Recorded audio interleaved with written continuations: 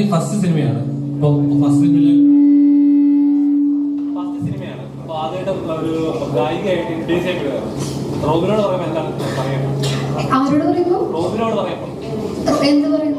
അവസരം കിട്ടി എന്ന് ഡോക്ടർ റോബിനോട് പറയുമ്പോൾ എന്താണ് പറയുന്നത്?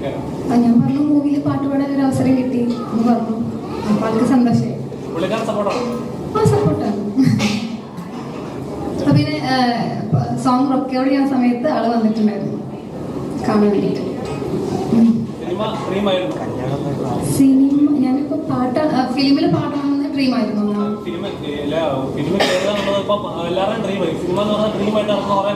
എങ്ങനെയെങ്കിലും ഒരു ഇൻഡസ്ട്രി ഏരിയയിലായാലും മ്യൂസിക്കിൽ ടെക്നിക്കൽ അങ്ങനെ കയറുന്ന കുറെ പേരുണ്ട്. സിനിമ ഡ്രീം ചെയ്ത് അങ്ങനെ ഒരാളാണ്. ഞാൻ 2019 ഒരു മൂവി ചെയ്തിട്ടുണ്ടായിരുന്നു. ദുൽഖർ പ്രൊഡക്ഷനിലുള്ള ഒരു മൂവി, അനുപമ പരമേശ്വരന്റെ ഫ്രണ്ടായിട്ട്. അതിനുശേഷം തെലുങ്കിലും തമിഴിലും 3 ഫിലിംസിൽ ഹീറോയിനായിട്ട് അഭിനയിച്ചു 2021. ഇനി മലയാളത്തിലൊരു മൂവി ചെയ്യണമെന്ന് ആഗ്രഹമുണ്ട്. അത് നല്ലൊരു പ്രൊജക്ട് വരികയാണെങ്കിൽ ചെയ്യും. ഓൾറെഡി ചെയ്തിട്ടുണ്ടായിരുന്നു. ഇപ്പോൾ ആസ് എൻ ഹീറോയിനാണ് ഞാൻ പറഞ്ഞത്, സോറി ആക്ട്രസ് എന്നുള്ള രീതിയിലാണ് പറഞ്ഞത്. സിംഗർ എന്നുള്ള രീതിയിൽ പറയുകയാണെങ്കിൽ ഇതെന്റെ ഫസ്റ്റ് സോങ് ആണ്. നല്ല ടീമിന്റെ കൂടെ വർക്ക് ചെയ്യാൻ പറ്റിയതിൽ ഭയങ്കര സന്തോഷം.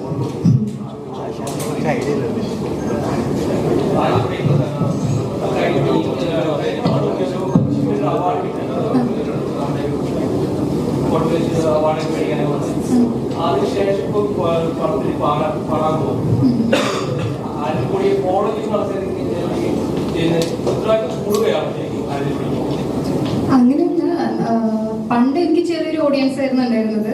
ഇപ്പൊ കുറച്ചുകൂടി വലിയ ഓഡിയൻസിലോട്ട് എത്തി. അപ്പൊ പണ്ട് കുറച്ച് ഓപ്പർച്യൂണിറ്റീസ് ആയിരുന്നു കിട്ടിയിരുന്നത്. ഇപ്പൊ കുറച്ചുകൂടി കൂടുതൽ ഓപ്പർച്യൂണിറ്റീസ് കിട്ടുന്നു. ഞാൻ ഇടുന്ന എഫേർട്ട് എല്ലാം, എന്ത് കാര്യം കമ്മിറ്റ് ചെയ്താലും ഞാൻ ഇടുന്ന എഫേർട്ട് എല്ലാം ഒരുപോലെയാണ്.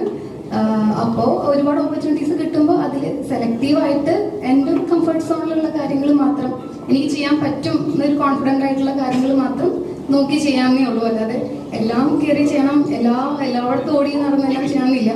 കുറച്ച് പീസ്ഫുള്ളായിട്ട് എൻ്റെ ഒരു കംഫർട്ട് സോണിൽ നല്ല രീതിയിലുള്ള ഒരു കാര്യങ്ങൾ വരികയാണെങ്കിൽ നോക്കി ചെയ്യാമെന്നുള്ളൊരു കാര്യം മാത്രമേ. ആദ്യം ഇങ്ങനൊരു ഓപ്പർച്യൂണിറ്റി വന്നപ്പോൾ ഇപ്പൊ സോഷ്യൽ മീഡിയയിൽ കുറെ മെസ്സേജസ് വരുമല്ലോ. എൻ്റെ ബിസിനസ് അക്കൗണ്ടിലോട്ടൊക്കെ ആയിരുന്നു ഇങ്ങനൊരു മെസ്സേജ് വന്നിട്ടുണ്ടായിരുന്നത്. അപ്പൊ അച്ഛനായിരുന്നു അത് സംസാരിച്ചിരുന്നത്. ഞാൻ ആദ്യം എന്നെ പറ്റിക്കാൻ വേണ്ടി പറയാതിരിക്കുന്ന വിചാരിച്ചത്. കാരണം ഞാനൊരു പ്രൊഫഷണൽ സിംഗർ അല്ല, അല്ലെങ്കിൽ ട്രെയിൻഡ് ആയിട്ടുള്ള ഒരു സിംഗർ അല്ല. അപ്പൊ ഇങ്ങനൊരു ഓപ്പർച്യൂണിറ്റി എനിക്ക് വന്നപ്പോൾ ഞാൻ ആദ്യം വെറുതെ പറയാതിരിക്കുന്ന വിചാരിച്ചത്. പിന്നെ പ്രശാന്തിനായിട്ട് ഡയറക്റ്റ് സംസാരിച്ചപ്പോഴാണ് ജെന്യുവൻ ആയിട്ടുള്ള ഓഫറാണെന്നുള്ളത് മനസ്സിലായത്. പിന്നെ പോയി ചെയ്തു. നല്ല രീതിയിൽ നമ്മളവര് എനിക്ക് പറ്റാത്ത ഫസ്റ്റ് ടൈം ചെന്നപ്പോൾ ഞാൻ ഇതെനിക്ക് പാടാൻ പറ്റുമോ എന്നൊക്കെ ഞാൻ വിചാരിച്ചു. പക്ഷെ ആ ഒരു കംഫർട്ട് സോൺ കിട്ടിയപ്പോൾ ചെയ്തു. പ്രശാന്ത് നല്ല രീതിയിൽ സപ്പോർട്ട് ചെയ്തു. പിന്നെ സാറുണ്ടായിരുന്നു കാണാൻ വേണ്ടിയിട്ട്. പിന്നെ ഫാമിലി ഉണ്ടായിരുന്നു, റോബിൻ ചേട്ടൻ ഉണ്ടായിരുന്നു, എല്ലാവരും ഉണ്ടായിരുന്നു. അപ്പൊ ഹാപ്പി ആയിട്ട് പോയി ചെയ്തിട്ട് വന്നു. ഭയങ്കര വലിയ ടെൻഷനൊന്നും ഉണ്ടായിരുന്നില്ല. നോർമലി ഞാൻ എന്ത് കാര്യം ചെയ്യുമ്പോഴും കുറച്ച് ടെൻഷനുള്ള കൂട്ടത്തിലാണ്. പക്ഷെ ഇത് കൂളായിട്ട് പോയി ചെയ്തിട്ട് വരാൻ പറ്റി. ഈ പടത്തിലെ ഏറ്റവും പാട്ട്